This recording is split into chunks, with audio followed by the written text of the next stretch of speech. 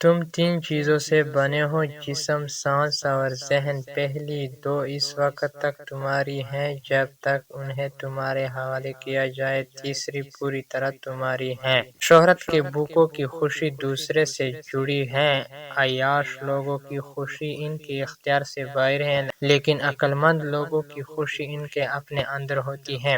قسمت نے تمہیں جن چیزوں سے جوڑا ہے انہیں قبول کرو، اور جن لوگوں کو تمہاری زندگی میں لایا ہے ان سے پیار کرو۔ تعلیم نوجوانوں کو سمجھ دیتی ہے، غریبوں کو امیر بناتی ہے، اور امیر اسے سجاوٹ سمجھتے ہیں۔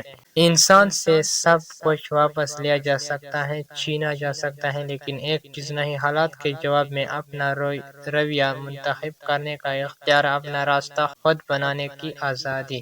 ماضی پر نظر ڈالو، ابھرتی ڈوبتی سلطنتوں کو دیکھو، تم مستقبل کو بھی جان لو گے۔ ارسطو سے پوچھا، جھوٹ بولنے والوں کو کیا فائدہ ہوتا ہے؟ اس نے جواب دیا، جب وہ سچ بولتے ہیں تو ان پر کوئی یقین نہیں کرتا۔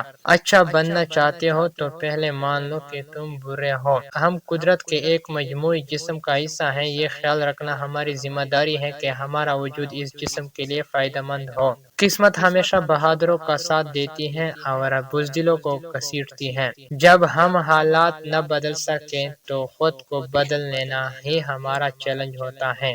آپ کو ضرورت ہے صحیح اور غلط پر یقین کی، اس لمحے میں سب کی بھلائی کی۔ زندگی میں جو کچھ مل رہا ہے اسے کھلے دل سے تسلیم کرنے کی۔ مرنا تو سب نے ہے، بہتر ہے لمبی زندگی کی بجائے اپنی پہچان بنا کر مرو۔ میں جب بھی کسی بے چین شخص کو دیکھتا ہوں تو سوچتا ہوں اسے کیا چاہیے۔ جب انسان اپنے اختیار سے باہر کسی چیز کا طلبگار نہ ہو تو بے چینی کی کوئی وجہ نہیں۔